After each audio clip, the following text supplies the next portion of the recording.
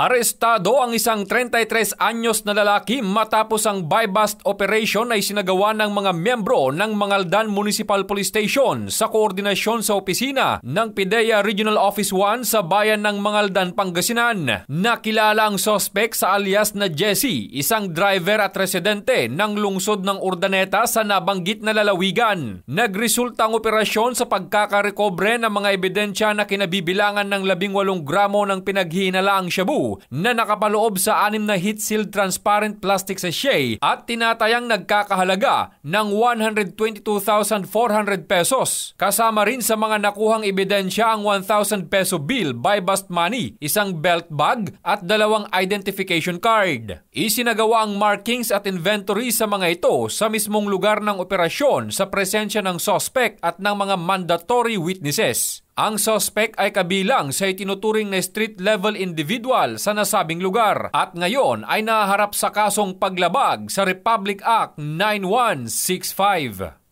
Mula dito sa Ilocos Region, ito ang inyong PNN Correspondent, Police Corporal J.R. Del Mendo, alagad ng batas, taga-taguyod ng Balitang Pulis.